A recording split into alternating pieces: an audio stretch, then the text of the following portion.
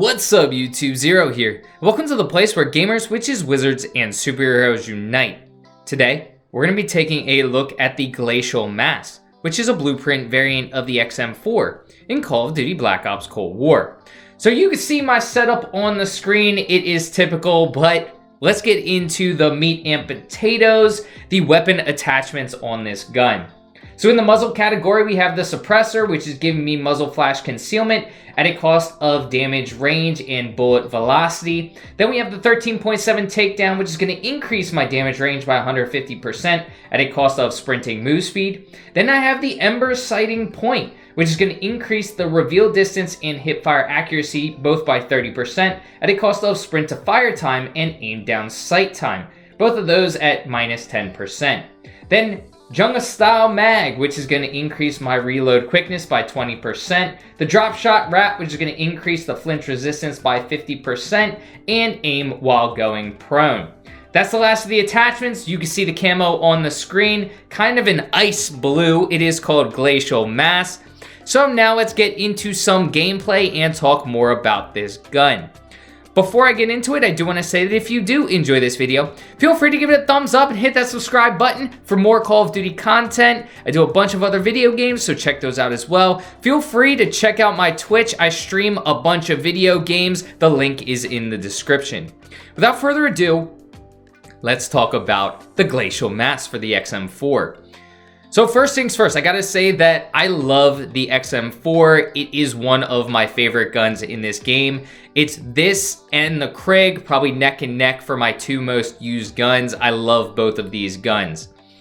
Something to note that normally when I run the XM4, I'm running it with attachments that are helping me out with the recoil control.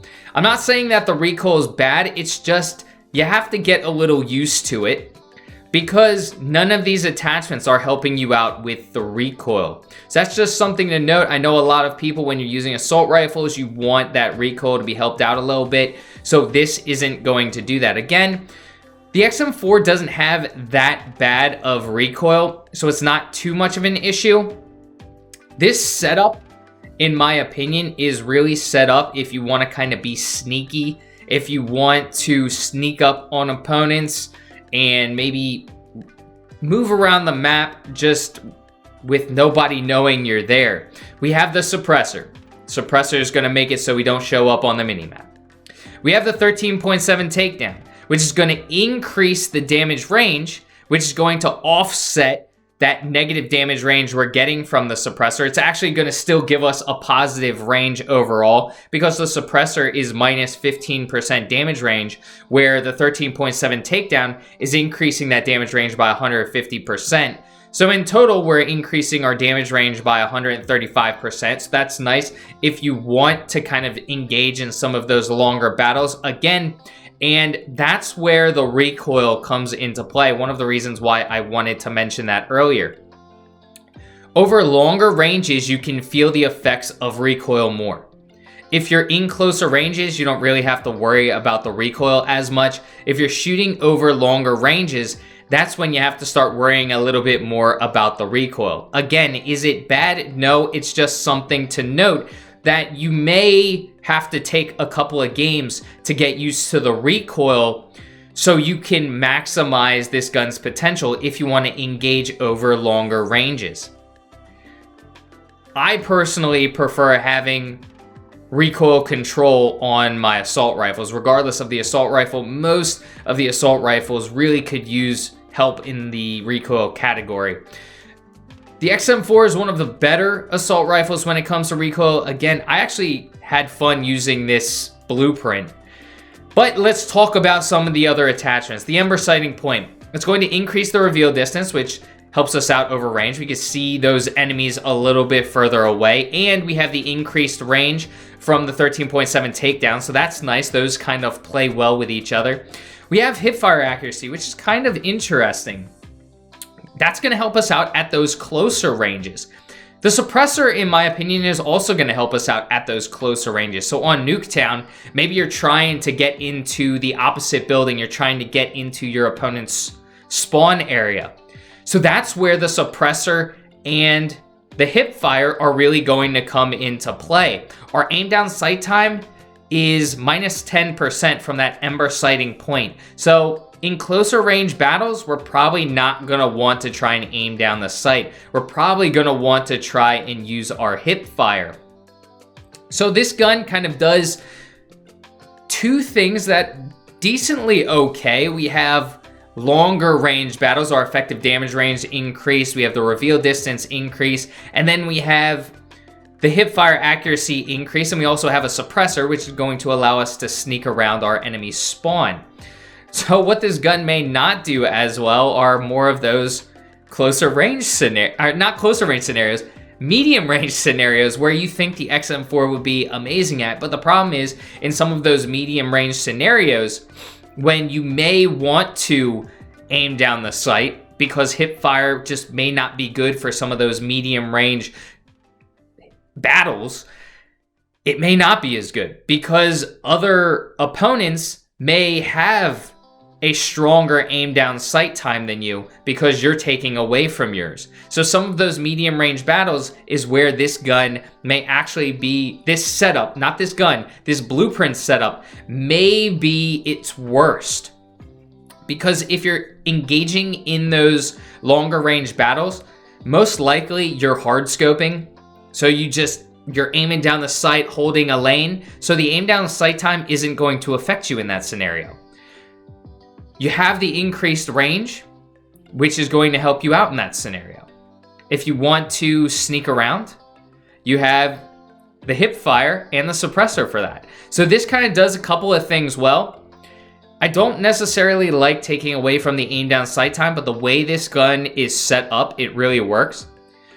The jungle mag, again, is another thing that works when you're in the opponent's spawn. You want to get back into the battle quicker. If enemies are rushing you, they may have seen you kill their teammate, but you need to reload. So you're reloading quicker. So if they try and get on you, you're prepared for that. And then the drop shot wrap is kind of another thing that can help you out at those closer ranges. You're getting that increased flinch resistance and also the aim while going prone. Overall, I enjoyed this blueprint. I do like it. I think there are scenarios and play styles that this works really well for. This may not be the best for medium range players. If you want to use the XM4 in the medium range type combat scenario, this may not be, or definitely is not, the best blueprint setup for this gun. But if you want to have an opportunity to do well at a few things, this can help you out in the closer ranges. This can help you out in the longer ranges. Now, some people may say, well, if I want to do longer range for the XM4, I may want a sight on there. The iron sight isn't amazing. It takes up a decent amount of screen. That's really a matter of opinion. I think it's an okay iron sight. It's not the best. I do prefer to have a sight on the XM4, but it can definitely be used. Also, over ranges, again, I mentioned the recoil. So there are a couple of things that if you do want to use this over range would be better for, but I think the split for closer range combat and longer range combat really works well on this gun. It's a decent gun without any attachments, and these attachments really lend itself well to this gun. I did really well in this game. I mean, my team was really good, so that always helps, but I really did enjoy using this. I used it for a bunch of games and found a lot of success based on how I was using the gun. Again, the only time it may work in the medium range scenarios is kind of right there where you saw the enemy wasn't looking at me. But I would always fear in medium range scenarios the lack of aim down sight time. That's something that can get crucial, especially when you're facing submachine guns. People who run submachine guns like a faster aim down sight time because those are the guns that are getting you into battle quickly. Subtracting the aim down the sight time on this gun works depending on how you use it. Again, if you're sneaking around, you may not need it because you're sneaking up on your opponents. If you're hard scoping a long range area, you may not need it because you're hard scoping. So it works for this build, taking away that aim down sight time. And all of the attachments really do work well together, in my opinion, to kind of make it a long plus short range combo gun. So I'm curious as to what y'all think about this blueprint. And this blueprint, Season 1 is coming to a close. I got it in Season 1 of the Call of Duty Battle Pass, somewhere in the late 80s. But it is coming down to a close. I don't know if after this season's over, if you're ever going to be able to get this blueprint again. I'm not actually sure. But that's where I got it, for anybody who is curious about that. So let me know in the comments section if you've gotten this blueprint. What do you think of it? Have you used it? Do you enjoy using it? Or is this just not the blueprint for you?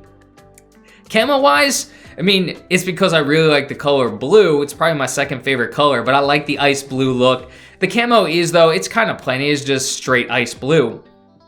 Just something to note. My personal opinion, I kind of like the shiny.